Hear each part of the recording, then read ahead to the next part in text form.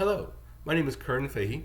My graduate with honors project is a RESTful API implementation done in Django rather than Flask this time to support a discography website, the sort of site where one can input the name of a musical artist, name of one of their albums, and get detailed information on the album, including all the tracks on it and the length of each track, so that one can, for example, set up the information on one's own music collection correctly and make sure that the tags are all correct.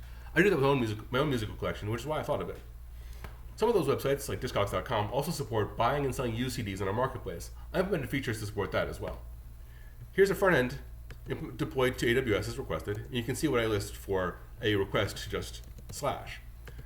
Here I list all the endpoints, the methods that they support, and a brief bit of information on what that endpoint does when contacted using that method. It goes on for a rather long time. I did a lot of endpoints. I can't show them all here, but I'll go over a couple of them. Switch to Insomnia. Here you can see the 5 endpoint suites I set up: users, albums, artists, genres, and songs. Albums, artists, songs, and genres are much the same, so I'll just show you albums. Of course, one can get a list of albums, add a new album, delete an album, or update an album. One can also associate that album with a certain song, genre, or artist by posting to these endpoints, or disassociate them with delete, and so on. Let me show you users, though. It's a bit different from those 4. One can, of course, get a list of users, add a new user, update a user, or delete a user, as one would expect. But also implement authentication this way. One can change a user's password. It is, of course, stored encrypted using the Blowfish algorithm from OpenBSD, or authenticate that password, and it will return true if it matches or false if it doesn't. Under this endpoint suite are 2 subordinate endpoint suites, buyer and seller accounts, where one can, of course, associate those with the user, or add to buy listings or to sell listings. That's all I need to show you from this side, though. Let's go over to the code. Here you can see how I did my endpoint functions.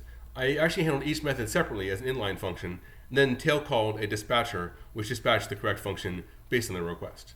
However, given how copy-pasting this sort of code can get, for most of the code, I managed to avoid even doing that. I use higher order functions, like this one, that return closures based on the arguments they were given, with the song and genre class set and the ID name supplied, and the bridge class set as well. This endpoint closure has all it needs to be able to handle that endpoint. I use this in the majority of my endpoints and allows me to avoid a lot of rewriting code. You can see for genres here, that's all I use. They're all closures. Setting the closures up was a bit of a challenge, but I knew how to do it. The major challenge of this code was just getting it to containerize properly. That took a while.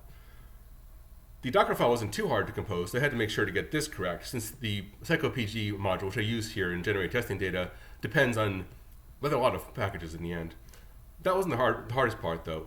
What really took the time was getting the Postgres container set up properly and communicating with the implementation of my own package.